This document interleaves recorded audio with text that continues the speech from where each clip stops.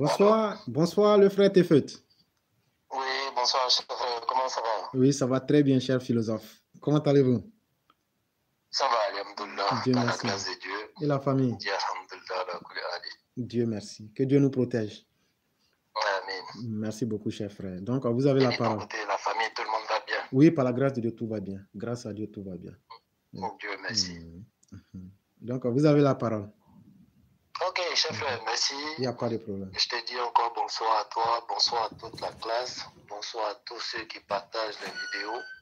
Et de sorte que, voilà, tous ensemble, on puisse construire la Côte d'Ivoire. Et par l'éveil de conscience et par, voilà, la dénonciation de ceux-mêmes qui sont les ennemis de cette nation-là. Et au nom de ce grand monsieur-là, et avec toutes ses valeurs, on a décidé de se mettre au service de ce pays-là, parce que celui-là même nous a amené à comprendre que, ensemble, même si on n'a pas de postes d'autorité officielle, mais on a des postes en tant qu'enfants de cette nation-là, on a un devoir envers cette nation-là. Parce que nul n'a choisi d'être ivoirien. Et lorsque tu as eu la chance d'être enfant de cette nation-là, je pense que tu as un devoir moral envers cette nation-là. Donc, chers frères, comme ça, je vais essayer d'interpeller les frères ivoiriens et tous. Pas seulement me limiter à ceux qui sont en Côte d'Ivoire, parce que nous sommes tous les fils de cette nation-là, quelle que soit notre distance. Mais ce que je veux faire comprendre aujourd'hui aux frères qui sont encore là-bas, qui vivent les réalités, qui connaissent les réalités du pays, parce que nous, c'est par les informations et peut-être avec auprès de certains frères qui sont encore là-bas ou certains parents qui sont encore là-bas, que nous essayons de remonter ces informations-là pour dénoncer ou apprécier ce qui est bien fait. Mais je les interpelle pour les faire comprendre qu'aujourd'hui, l'Ivoirien nouveau doit connaître son rôle dans la cité, doit connaître son rôle pour le développement de la Côte d'Ivoire. Parce que, pourquoi? Malheureusement, on a eu des héritiers avant ce grand monsieur-là qui étaient des irresponsables. Ils n'avaient pas l'amour de leur nation, qu'ils n'avaient rien à proposer aux enfants de cette nation-là, après le départ de ce grand président-là. Donc, ça nous a emmenés dans une situation où parfois, comme les gens le disent, quand tu n'as pas le choix, tu fais de ton mal un plaisir. Et je pense que ça, c'est tellement ancré dans la tête des gens qu'aujourd'hui, l'Ivoirien même, par rapport à ce qu'il doit dénoncer et ce qu'il doit apprécier, je pense qu'ils ne font pas trop la différence. Donc, tout passe normal. Parce qu'on a eu des gens qui ont abruti la majorité de cette jeunesse-là, de cette nation-là. Et c'était tout bénéf pour eux parce que tel était le but même de leur gouvernance. Trouver des gens qui n'allaient pas peut-être voir plus loin que le bout de leur nez parce que eux, ils voulaient gérer à la base des troupeaux pour pouvoir continuer leurs bêtises sans que quelqu'un puisse les interpeller, sans que quelqu'un puisse dénoncer ce qu'ils sont en train de faire. Et même quand on regarde aujourd'hui, avec le changement que ce grand monsieur a envoyé, avec l'enseignement que ce grand monsieur a envoyé dans l'arène politique et dans la gouvernance même d'une nation, qu'est-ce qu'eux, ils nous ramènent? Malgré le système de jeu a changé, malgré le niveau du jeu est élevé, est-ce qu'ils arrivent à s'adapter? Non. Chef frère, tu as fait passer une vidéo pour montrer combien de fois ce monsieur-là est un sac vide et dans cette période de désespoir et de souffrance-là, je pense que ce monsieur-là a fait recours au malin. Le malin même qui ne demande que du sang. Voilà pourquoi ce monsieur-là, quand il parle, il pense que voilà, il dit quelque chose de truc d'important, alors que avec le temps, tout le rattrape et tout vient témoigner contre lui. Étant président, tu as les informations. Tu as les structures, tu as les organismes même qui travaillent pour toi et qui travaillent en collaboration avec toi pour avoir toutes ces informations-là. Mais pourquoi ce monsieur-là n'a pas pu négocier ou bien n'est pas allé voir ses frères qui se sentaient frustrés, qui se sentaient indignés dans le pays, qui les a emmenés à se réfugier dans un pays pour préparer un soulèvement? Pourquoi il n'est pas allé les voir? Parce qu'à la base, le monsieur avait une opportunité pour faire couler plus de sang. Et chers frères, moi, je vais vous rappeler pourquoi ce monsieur-là a toujours pleuré, ces deux sanguinaires-là, par rapport au nombre de morts qu'il y a eu en Côte d'Ivoire par rapport à cette situation. Mais ce monsieur-là a toujours pleuré deux personnes. Même son ami, c'est-à-dire son chevalier même de tous les temps, Bouga Doudou, il n'a pas pleuré Bouga Doudou comme ces derniers-là, Dali Yoblé et Dagro Lula. Parce qu'à la base, ce monsieur-là avait armé le centre du pays, sachant très bien que la rébellion allait venir à partir du nord de la Côte d'Ivoire. Et ces deux personnes-là étaient prêts à faire le sale travail que ce monsieur-là les avait confié. Malheureusement, ça n'a pas été ce qu'il croyait. Ça n'a pas été comme il avait planifié. Le seul truc qu'il pouvait apporter à la Côte d'Ivoire qui était la désolation, même dans ça encore, il a échoué. Voilà pourquoi il pleure toujours ces deux personnes. Donc, allez comprendre combien de fois ce monsieur-là même n'avait rien à apporter à la Côte d'Ivoire. Quel est le meilleur souvenir qu'on peut attribuer même à ce vaurien-là? Il n'y en a pas. Donc, chers frères et sœurs, vous qui êtes en Côte d'Ivoire, apprenons à dénoncer. Venez, on a une opportunité aujourd'hui. Si peut-être par votre seule voix, vous n'arrivez pas à vous faire entendre, mais profitez de cette plateforme pour qu'on puisse dénoncer, pour qu'on puisse rendre responsables ceux qu'on choisit ou ceux à qui on donne la chance de pouvoir gouverner, de pouvoir gérer nos biens très communs. Ça ne va pas se limiter peut-être à éclaireur au roi du printemps ou bien à Sundiata ou bien voilà à ceux qui ont le courage de venir s'exprimer, quel que soit leur niveau intellectuel. On a vu des gens qui viennent intervenir ici, même en Baoulé, et ça ne nous gêne pas. Du moment ça peut apporter quelque chose à l'éveil de conscience, du moment ça peut apporter quelque chose à la responsabilité même de nos gouvernants, pour les interpeller à un moment donné, que ceux qui sont passés hier, on a eu à les critiquer. Et eux, ils n'ont pas le droit de mettre encore ces mêmes bêtises-là sur la table. Ils n'ont pas le droit de faire ces mêmes erreurs-là auprès de ce grand monsieur-là encore, comme s'il n'y a pas changé du tic au tac ou en un claquement de doigts. Mais montrons-les qu'il y a un Ivoirien nouveau qui s'intéresse à son lendemain meilleur et qui s'inquiète pour son lendemain meilleur à travers l'interpellation et la dénonciation. On était dans quelque chose hier, on était tellement, on n'avait pas le choix que pour finir, c'est devenu un truc normal. Mais aujourd'hui, ce vent nouveau-là doit nous emmener à nous réveiller. Il ne faudrait pas qu'on dure dans ce sommeil-là. Pourquoi je dis ça? Parce que je veux mettre une leçon, une leçon morale sur la table. Aujourd'hui, il y a la force du mal et la force positive qui sont en train de se combattre. Quel que soit ce que le monsieur il va faire, ceux qui sont dans cette force du mal là, parce qu'ils n'ont pas autre chose, ils n'ont pas autre compétence, à part faire recours au projet du malin pour pouvoir toujours endeuiller des familles, il y a cette guerre-là qui est en train de se passer sous nos yeux. Voilà pourquoi ceux-là ne peuvent pas changer. Parce que vouloir faire du sérieux, vouloir améliorer le lendemain meilleur des Ivoiriens ne fait pas partie du projet du malin. Le seul projet du malais, c'est d'induire nos semblables en erreur, c'est de conduire nos semblables à l'abattoir.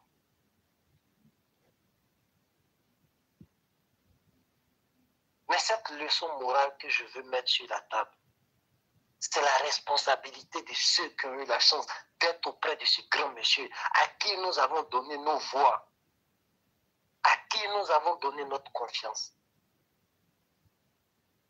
Il y a certains qui ont compris, qui se mettent au travail, qui essaient de relever le niveau de ceux qui les ont précédés dans leur ministère.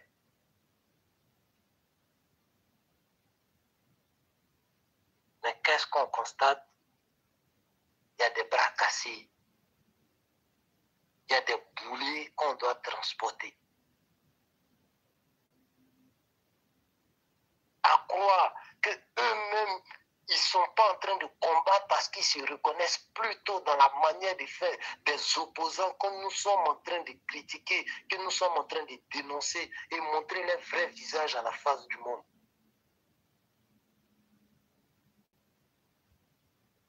Pourquoi l'opposition n'arrive pas à prendre le dessus sur ce grand monsieur? Parce qu'il est vrai, parce qu'il a une sincérité et puis il a l'amour de son prochain. Il s'est mis au service de son prochain, sinon de sa population. Mais après ce grand monsieur-là, vous qui êtes auprès de lui dans son équipe-là, vous venez avec quelle valeur?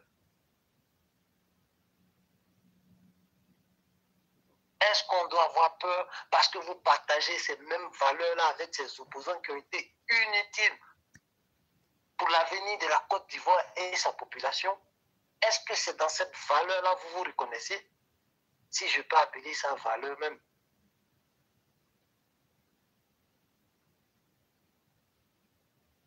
Parce que c'est ça la vraie question.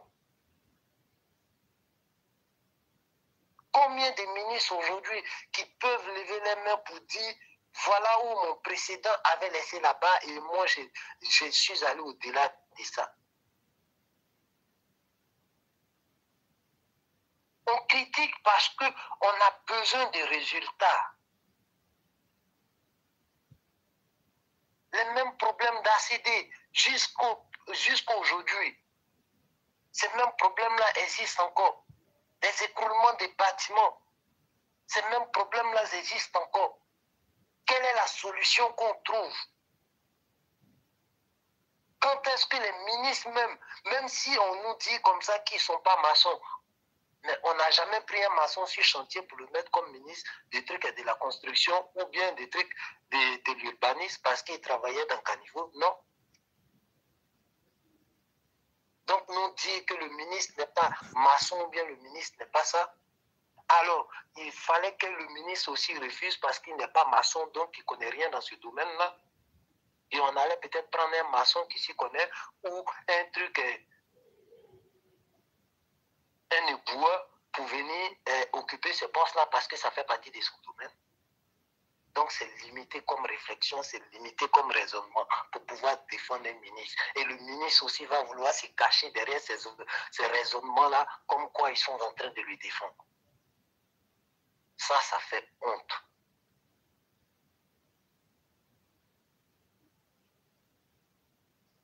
Donc, chers frères, j'espère que nos messages pourront amener nos frères et sœurs à dénoncer. Parce qu'il n'y a que ça qui pourra envoyer nos dirigeants, gouvernants comme opposants, à être des gens responsables. Parce que c'est béni ce qu'ils sont en train de faire, qui va même à l'encontre même de la bonne gouvernance. C'est accepter qu'il n'y ait pas de responsable lorsqu'il y a un bâtiment qui s'écroule, où il y a une histoire de corruption dedans, où il y a une histoire de mort, qui sont les victimes de ce bâtiment écoulé.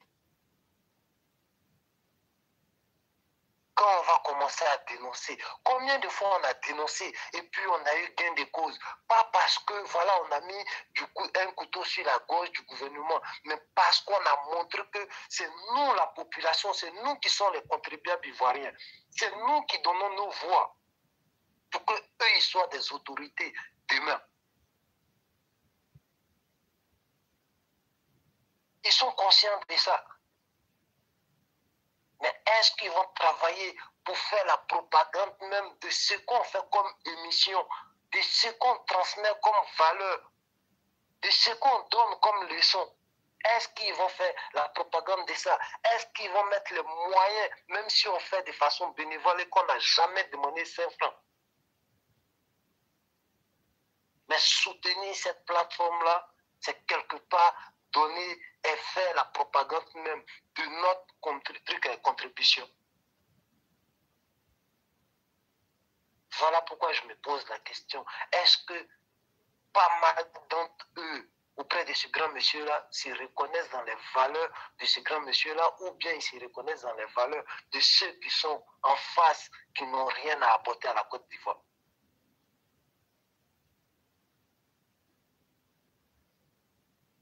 La question reste toujours posée sur la table. Parce qu'il y en a marre de voir des gens que dès qu'on dit, oui, toi tu seras ministre demain, qui sont prêts à fêter parce que c'est l'occasion rêvée de détourner des milliards sur des milliards sur le sort de cette population-là qui avait besoin d'un changement. Mais à la base, on ne fait pas sa nomination parce que, voilà, on avait tellement de projets, on avait tellement à apporter à la Côte d'Ivoire que l'occasion nous est donnée. Non. En vérité, ce n'est pas pour ça que les gens y fêtent lorsqu'il y a nomination. Mais ils fêtent parce que c'est une occasion pour se faire pas mal de trucs, de billets, pour lui et sa petite famille. Et le sort scellé de cette population de combien de millions d'habitants, ça, ce n'est pas son problème. Voilà pourquoi je dis tout le temps, en politique, la politique en Afrique ne parle pas de dignité, ne parle pas d'honneur. Tu veux faire la politique, laisse ta dignité de côté, laisse ton honneur de côté. Même si tu dois faire des trucs où tes enfants même peut-être vont assister à travers les médias, à travers les réseaux sociaux.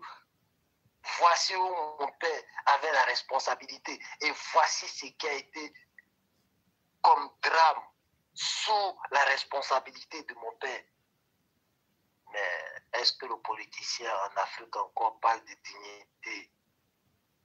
Est-ce que le politicien se dit quel serait le jugement de mes enfants pour qui je suis un exemple? Non. De toute façon, les enfants auront leur argent de poche. Et le père peut avoir les morts sur sa conscience. C'est tout bénef. Donc, chers frères, voici ce que je pouvais dire pour mettre ceux-là même en face de leurs responsabilités. Pour qu'ils nous disent ils sont de quel bord. Parce que le monsieur les a fait confiance. Vraiment, merci beaucoup, cher frère. Et pour conclure ce que tu disais, en réalité, aller prendre son ennemi pour le nommer, c'est même être plus que bête. Quand on prend quelqu'un qu'on nomme, c'est quelqu'un en qui on voit des qualités, ou bien même quelqu'un qui n'a pas les qualités, mais en qui on veut projeter nos qualités pour que la personne devienne comme nous. Mais quand la personne a échoué, elle n'a répondu à aucune des attentes et des aspirations, ça devient encore plus grave. Mes chers frères, voyez-vous, en toute chose dans la vie, la pire des prisons, c'est la prison de notre propre conscience. Si je vous posais les questions suivantes, est-ce que vous pensez que vous aviez fait la mission selon vos capacités d'informer vos peuples et d'inciter vos peuples à voir la vérité? Est-ce que vous avez fait votre travail? Moi, en tout cas, je l'ai fait à travers cette plateforme. Ok. Et de la même manière que tu confirmes ce que tu dis, c'est cette même confirmation que moi, éclaireur pro-vérité, je dis, j'ai fait ce que je pouvais. C'est cette même confirmation que le roi du printemps te donnera. C'est cette même confirmation que beaucoup d'autres te donneront. Mais ceux pour qui on fait ce travail-là, qui sont en Côte d'Ivoire, est-ce qu'eux, ils ont fait leur part? Est-ce que les dirigeants font leur part? Est-ce que nos opposants font leur part? Et je vais te dire, Jésus, quand il s'est réveillé de la résurrection, quand il a partagé la nourriture avec les gens, il a pris aussi le soin de leur demander, est-ce que vous avez bien compris le message? Est-ce que je vous ai bien transmis le message? Et il s'est assuré que les gens disent, oui, tu as fait ton travail. Et tu te souviens aussi le jour où le prophète, la prise de la Mecque, après la prière, dans son dernier sermon, qu'est-ce qu'il a dit? Il a demandé beaucoup de fois. Est-ce que je n'ai pas fait ça? Est-ce que je n'ai pas fait mon travail? Il dit, oh Dieu, sois mon témoin. Ah, donc tu connais. À chaque fois qu'il disait que les gens confirmaient qu'il avait fait, il prenait Dieu et les anges en témoin. Ok. Et donc, ce que je suis en train de dire, vous allez comprendre qu'on a une responsabilité et on a un devoir de résultat devant les humains, devant notre propre conscience, mais devant Dieu. Chacun de nous, à quelque niveau qu'on soit, Dieu n'a pas créé quelqu'un pour être quelqu'un qui vienne subir. Dieu n'a pas créé quelqu'un pour être victime. Dieu n'a pas créé un être humain pour être spectateur. Chacun de nous a une responsabilité, une partie qu'il peut jouer. Si les plus grands qui sont nos modèles aujourd'hui se sont dédouanés devant leur peuple en demandant s'ils ont fait leur travail, ce n'est pas nous les plus faibles qui allons être dédouanés de notre responsabilité. Chers frères, en toute chose, comme je le disais, à travers le prophète de l'islam, on a 3 manières de pouvoir défendre la vérité ou même une cause juste. Si vous avez une position de force comme nos politiciens et comme le président de la République le fait, aujourd'hui, le président de la République n'a pas besoin de nous demander s'il a fait son travail. Chers frères, en toute sincérité, le président a fait son travail. Mais est-ce que nous qui sommes autour de lui, là, combien parmi nous essayons de lui ressembler ou même de faire le travail? Voilà la vraie question. Maintenant, nous-mêmes qui sommes le peuple, nous, on n'a pas la force des dirigeants, on n'a pas le pouvoir de ceux qui dirigent. Mais cela ne nous exclut pas en termes de responsabilité. Est-ce qu'on a fait remonter à nos dirigeants qu'il y a des injustices qui ne nous font pas honneur et qui nous font plus de mal? Si on a été incapable, à travers les occasions qu'on a eues, on aura été nos propres ennemis dans cette vie parce qu'on aura laissé les autres décider de notre destin pour nous tirer vers le bas. Mais devant Dieu même, là, on n'aura pas l'occasion de se plaindre. Parce qu'il vous sera demandé, est-ce que vous n'avez pas eu quelqu'un qui vous incitait chaque fois à venir exposer l'affaire? Vous avez entendu qu'on a mis quelqu'un en prison? Et c'est là qu'il faut saluer le régime du président Ouattara. Sinon, les discours que nous tenons ici, là, très peu de personnes peuvent résister. Mais on les tient, mais les gens prennent le bon côté et la vie continue et s'améliore. Parce qu'ils savent que nous-mêmes, là, nos intentions ne sont pas de les combattre. Pour les gens intelligents qui nous comprennent, ils savent que nous ne sommes pas des ennemis. Ils savent même que nous sommes les premières personnes qui vont les défendre. Mais c'est parce qu'on les aime fondamentalement et on veut les voir réussir qu'on les attaque durement. Parce que moi, j'estime qu'aujourd'hui, une opposition incapable ne peut pas venir nous donner des leçons. Voilà. Si vous voyez que je parle comme ça au régime d'Abidjan, là, c'est parce que j'estime que cette opposition ne peut pas venir faire de la leçon. Comment vous voulez qu'un moins que rien, des gens qui n'ont rien produit, viennent jouer les opposants pour essayer de faire des leçons à Alassane Ouattara ou à son régime? Mais cela ne veut pas aussi dire qu'on ne doit pas se corriger. Et donc voilà le rôle que nous jouons. Seuls les gens intelligents peuvent nous comprendre. Et si vous n'êtes pas de ceux qui peuvent ne serait-ce que faire remonter, essayez de combattre le mal même en le détestant. Comment tu peux détester quelque chose et puis ne pas pouvoir réagir? Ça, en tout cas, cette question, je la pose. Toi, tu dis que tu n'aimes pas la musique, mais tu es toujours assis dans le bar. Mais il faut quitter. Tu ne peux pas dire que tu détestes quelque chose. Ah non, on dit qu'il faut détester dans ton cœur. Mais tu vas détester quelque chose comme dans ton cœur et puis tu es là, ça se passe, mais tu ne dis rien. Tu ne fais rien. Quand ils vous appellent pour aller faire leur meeting, là, vous partez. Quand ils viennent vous blaguer dans les quartiers, là, vous partez. Ah, donc ce qu'ils vous ont fait, vous n'aimez pas. Mais quand ils viennent vous blaguer, vous partez derrière eux. Au moins, là, vous avez le choix de ne pas les encourager. Quand ils viennent vous dire, nous, on n'aime pas ce que vous faites là, on ne va pas vous suivre. Je parle et de l'opposition et du régime en place.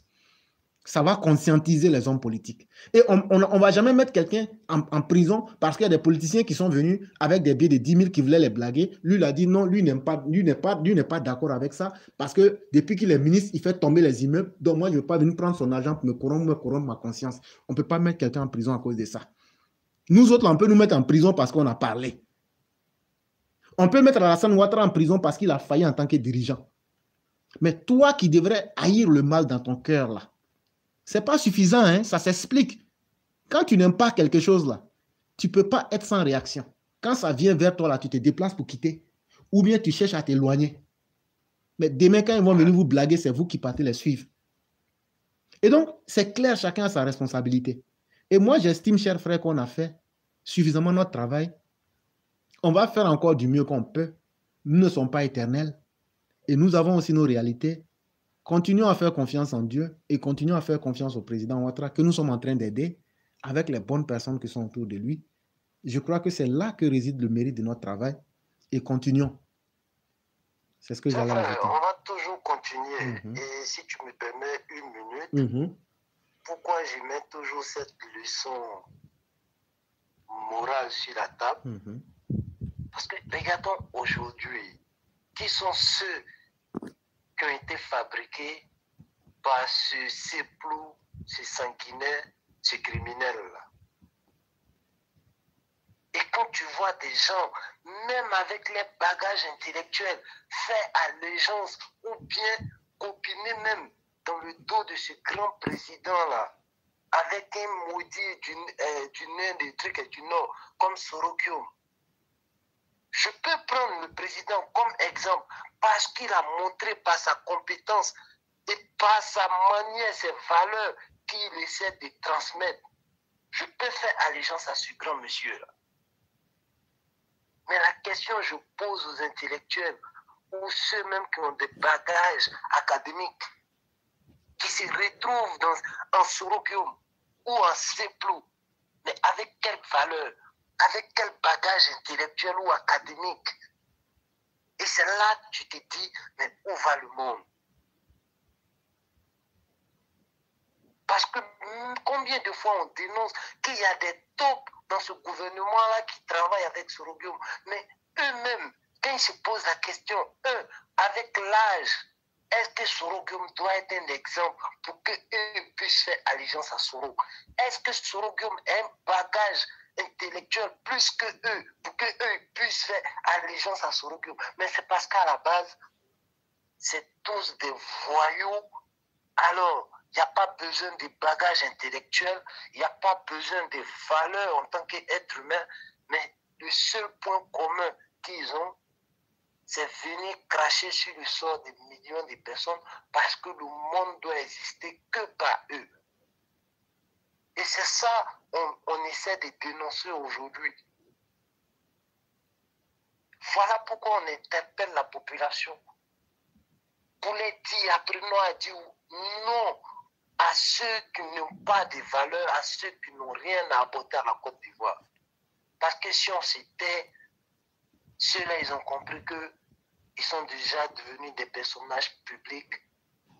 Et avec notre silence, on va donner la force même à ceux qui n'ont pas de valeur. Et même ceux qui avaient de bonnes intentions. Après le départ de ce grand monsieur-là, ceux-là même risquent de se transformer aussi, pareil comme ceux qui n'ont pas de valeur, parce que le diable a pris le dessus. Donc, chers frères, merci beaucoup pour tout ce que tu fais pour la Côte d'Ivoire. Merci beaucoup à vous. Merci à tous les élèves et à tous les followers qui partagent les vidéos, qui mettent les likes. Le chemin est long, mais devant Dieu, devant les anges, devant les hommes, on a fait ce qu'on pouvait. C'est tout. Merci beaucoup, chef frère. Donc, je te dis bon week-end à toi et bon week-end à toute la classe. Merci beaucoup et que la protection de Dieu demeure en chacun de nous. Amen. Merci beaucoup. Et donc, chers parents, ça a été toujours une habitude dans le monde. Ceux qui essayent de défendre la vérité sont détestés. Ça, c'est vrai. Mais le comble du ridicule, c'est que quand on vous voit dire les choses en vrai, on se dit, ah, vous parlez trop, vous vous érigez en précepteur de la morale, mais on s'en fout de vous. C'est vrai aussi, parce que vous en avez le pouvoir et la capacité aujourd'hui. Je n'ai pas dit la capacité, j'ai dit la capacité. C'est bien. Mais le jour où vous serez confronté à une réalité qui est supérieure à vous, le jour où vous serez confronté à l'humiliation, le jour où vous serez confronté à vos limites les plus absolues, comme ceux aujourd'hui qui se retrouvent dans l'humiliation, comme les Djabi Lanciné et l'ancien directeur de l'AGF et bien d'autres personnes, et surtout le pire, le jour que vous vous retrouverez en face des conséquences de vos actions, c'est ce jour-là que vous vous souviendrez des gens comme éclaireurs pro-vérité. C'est ce jour-là que vous vous souviendrez que je n'aurais pas dû aller mentir pour prendre de l'argent avec quelqu'un. C'est ce jour-là que vous vous souviendrez que j'aurais dû être un homme sincère avec Alassane Ouattara qui m'a fait confiance et que j'aurais dû travailler pour ce peuple. Le jour où vous vous retrouverez devant votre Créateur, parce que ceux qui pensent que tout est fait et que tout passe de perte à profit et que quand on meurt, il n'y a rien, soyez sûrs que Dieu n'est pas un idiot. Tout ce qui a été désorganisé doit finir par être organisé. Le monde ne s'arrête pas à vous parce que ça n'a pas commencé par vous.